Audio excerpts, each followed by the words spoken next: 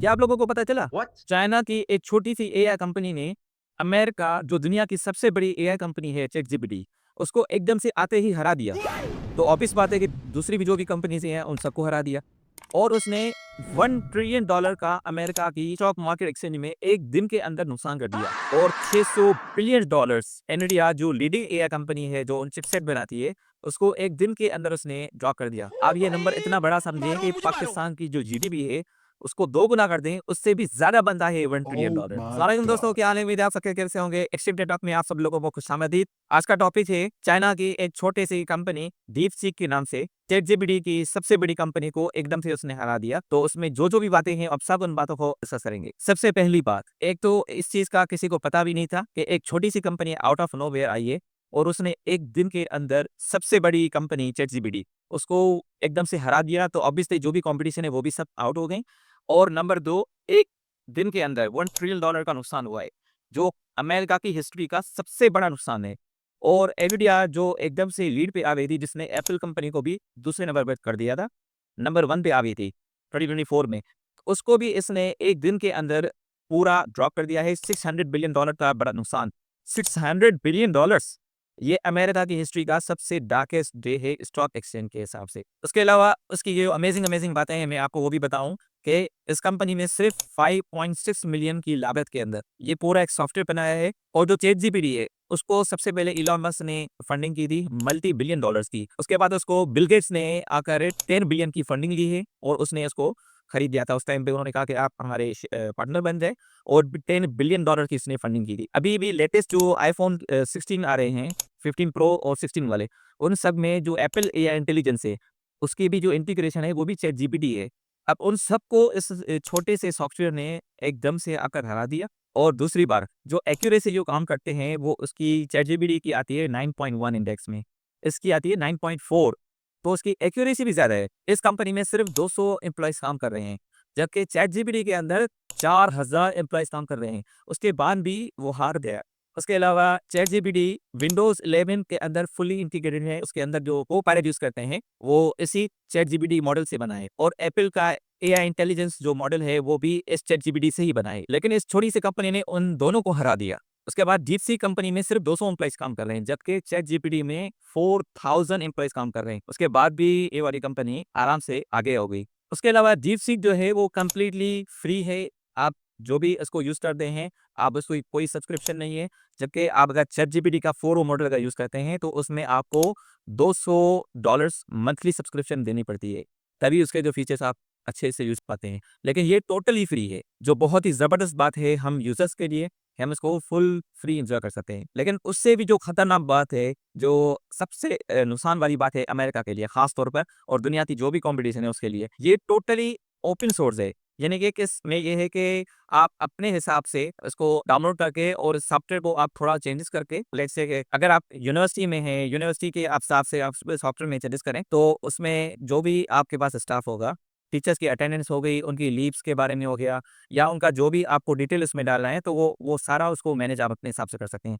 अगर आप कोई कंपनी चला रहे हैं, तो उस कंपनी के हिसाब से आप जो भी स्टाफ की इन्फॉर्मेशन है, उनका जो लॉगिन इन्फॉर्मेशन है, उनकी कैमरा की जो कंट्रोलिंग वगैरह जो भी आप अपने हिसाब से चेंजेस करना चाहते हैं, वो टोटली उन्होंने आपके लिए छोड़ दिया है कि आप इसको जो चाहें अपने हिसाब से बनाकर इस्तेमाल कर सकते हैं अपनी कंपनी के लिए। और उन्होंने इस चीज़ का भी कोई प्रॉब्लम नहीं रखा है कि अगर आप उसको एक स्मॉल सॉफ्टवेयर बनाकर अगर उससे आप पैसे अगर जनरेट करना चाह रहे हैं, आप उसको अगर पेमेंट करना चाह रहे हैं, तो उन्होंने उसके लिए भी मना नहीं किया है। ये उन्होंने छोड़ दिया है कि आप अपने हिसाब से जो भी यूज़ करना चाहें, भले यूज़ करें।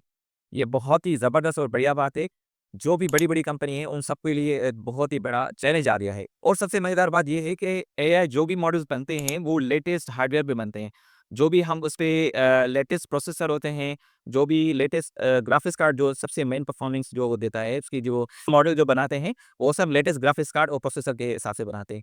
तो वो भी उन्होंने चाइना के लिए उन्होंने रोक दिया था। आपको ये पता होगा कि अमेरिका और चाइना की इकोनॉमिकल वॉर चल रही है, जिसमें उन्होंने जो भी लेटेस्ट हार्डवेयर है, चाहे वो कंप्यूटर्स हों, चाहे वो ग्राफिक्स कार्ड हों, प्रोसेसर्स हों, वो उन्होंने सिर्फ़ अपने लिए और बाकी दुनिया के लिए उन्होंने छोड़ा है, लेकिन चाइना के लिए उन्होंने रिस्ट्रिक्शन लगा दी है। तो यानी ये है कि चाइना लेटेस्ट हार्डवेयर कोई भी डायरेक्टली लीगल तरीके से परचेज करके उसको यूज़ नहीं कर सकता। क्योंकि उनको पहले ही इस चीज़ का डर था कि चाइना हमसे आगे हो जाएगा, तो इसलिए उन्होंने चाइना को पहले से ही रोक दिया कि आप लेटेस्ट हार्डवेयर यूज़ नहीं कर सकते। फिर भी जो है चाइना की ये कंपनी, इन्होंने पुराने ग्राफिक्स कार्ड्स यूज़ कर किए हैं, पुराने प्रोसेसर यूज़ किए हैं, फिर भी ये कंपनी सबसे बड़ी एनवीडिया और चैटजीपीटी कंपनी को उसने हरा दिया और नंबर 1 पे आ गई है। अच्छा, चैटजीपीटी जो भी है उसके पास पुरानी इन्फॉर्मेशन होती है, जो भी उन्होंने फीड की होती है, वो लाइव इन्फॉर्मेशन नहीं देता। लेकिन डीपसीक जो कंपनी है वो जेमिनी की तरह लाइव इन्फॉर्मेशन आपको देता है।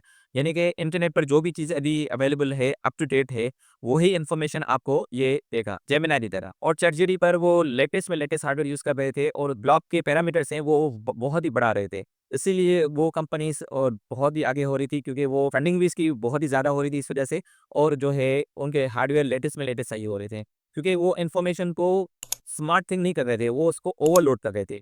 लेटेस्ट हार्डवेयर था, लेटेस्ट जो भी स्टोरेज था वो उसमें यूज़ हो रहा था, ताकि और इन्फॉर्मेशन उसमें ऐड की जाए। तो उस वजह से वो चैटजीपीटी का जो मॉडल बढ़ा रहे थे उसमें बहुत ही ज़्यादा पैरामीटर्स यूज़ हो रहे थे। लेकिन इस कंपनी ने ऐसा नहीं किया। इस कंपनी ने ऐसा किया कि जैसे हम कोई टीचर होता है, एक क्लास के अंदर जैसे बहुत सारे स्टूडेंट्स होते हैं, तो कोई स्टूडेंट बेस्ट रिज़ल्ट देता है, बेस्ट परफ़ॉर्म करता है, कोई स्टूडेंट थोड़ा वीक होता है। तो हम कोई टीचर जो होता है अब उसको सबको काम देता है। एक होता है वो बहुत ही अच्छी रिज़ल्ट देता है, अच्छा काम करके देता है। दूसरा जो स्टूडेंट होता है वो थोड़ा वीक होता है। तो ये सॉफ्टवेयर भी ऐसे ही काम करता है कि जो पैरामीटर जिसको स्टूडेंट हम बोल रहे हैं, वो जो भी रिज़ल्ट अच्छी दे रहा है उसको आगे के लिए आता है। और जो स्टूडेंट अभी उसने रिज़ल्ट अच्छी नहीं दी है, यानी कि जो पैरामीटर उसने वीक परफ़ॉर्म किया है, उसको वो पीछे कर देता है। तो यानी कि स्मार्ट मूव कर रहा है, ये स्मार्ट थिंकिंग इसमें उन्होंने किया है। जो भी आप उसको सवाल पूछते हैं, वो उसी वक़्त प्रोसेस करता है, वो थिंक करता है, उसमें आपको लिखा आएगा थिंकिंग। सो आपके हिसाब से वो बेस्ट आंसर करता है। अभी आप गूगल पर जाकर नेस्टेड चार्ट लिखेंगे, तो आप उसमें देखेंगे कि कितना ज़्यादा ड्रॉप आ गया है। उसमें आप 5 डेज़ को रखें और आप देखेंगे कि 5 डेज़ के अंदर कितना बड़ा ड्रॉप आ गया है, 1 दिन के अंदर। ये बहुत ही हिस्ट्री में सबसे बड़ा नुकसान आया है स्टॉक मार्केट के अंदर। हाँ, ये थोड़ा बायस ज़रूर है, क्योंकि कोई भी कंपनी जब बनाती है तो उसमें वो रिस्ट्रिक्शन ज़रूर रख लेती है कि वो अपनी कंपनी के खिलाफ या अपने कंट्री के खिलाफ या जो भी ऐसी-ऐसी बातें हैं जो आम लोगों के लिए सही नहीं है, तो उनको रेस्ट्रिक्ट कर देती हैं। तो ये भी वही वैसे ही कर रहा है। आप चैटजीपीटी से भी ट्राई करेंगे, उसमें भी कई ऐसी चीज़ें हैं जो आप उनको पूछेंगे वो नहीं बताएगा। डीपसीक भी ऐसे ही है, उसमें काफ़ी बातें हैं। अगर आप चाइना के खिलाफ पूछते हैं, इंडिया के खिलाफ पूछते हैं, या ऐसी कोई भी आप किसी सेलिब्रिटी या किसी भी प्राइम मिनिस्टर या किसी के बारे में पूछेंगे, जो इन्फॉर्मेशन हेल्दी नहीं होगी, तो वो इस इन्फॉर्मेशन को रोक देता है। तो ये बायस बिल्कुल है दूसरी सारे एआई की तरह। दूसरे एआईज़ में भी आप ट्राई करेंगे, चैटजीपीटी में ट्राई करेंगे, एक्ल इंटेलिजेंस में भी ट्राई करेंगे, तो वो भी इन्फॉर्मेशन को रोक देता है। और ये एक सही भी है सिक्योरिटी के हिसाब से। और आपको पता है कि हमेशा की तरह दूसरी कंपनी जैसे बोलती हैं, तो चैटजीपीटी भी यही बोल रही है कि इसने हमें कॉपी किया है, ये इसने कुछ भी नया से नहीं बनाया। तो लाज़मी बात है कि एक पूरी नई इन्फॉर्मेशन, पूरा एक नया सॉफ्टवेयर बनाना बहुत ही मुश्किल काम होता है। इसी वजह से एप्पल ने भी अपना खुद का एआई नहीं बनाया, उन्होंने ही चैटजीपीटी का जो सॉफ्टवेयर है उसी पर जो है अपना एआई मॉडल बनाया है। इस कंपनी भी ने भी यही किया कि चैटजीपीटी के एआई मॉडल से इसने ट्रेनिंग ली है, यानी कि उसको अपना पार्टनर बना दिया है और उसको बोला है आप इससे सारा लर्न करो। जैसे चैटजीपीटी खुद हम सारे जो भी बड़े-बड़े यूट्यूबर्स हैं उनकी इन्फॉर्मेशन ले रहा था, और जो भी दुनिया में लोग हैं जिनकी जो भी इन्फॉर्मेशन नेट पर अवेलेबल है, वो सारी इन्फॉर्मेशन उसने नेट से उठाई, गूगल की से इन्फॉर्मेशन उठाई, क्या-क्या लोग सर्च कर रहे हैं, क्या-क्या बातें हो रही हैं। तो सारी इन्फॉर्मेशन ओपन एआई की चैटजीपीटी ने भी यूज़ की है अपने ट्रेनिंग मॉडल में।